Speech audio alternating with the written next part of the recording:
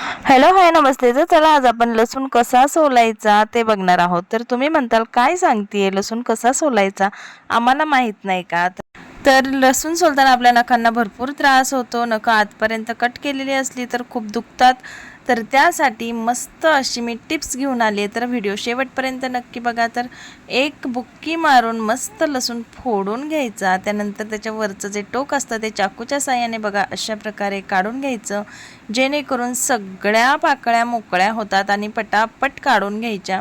अजिबात नखाला त्रास होत नाही आणि मस्त लसणाचं सगळं साल बघा निघून जातं आणि मस्त असा लसूण आपला सोलला जातो. तर काय सुंदर झाला बघा, अगदी झटपट.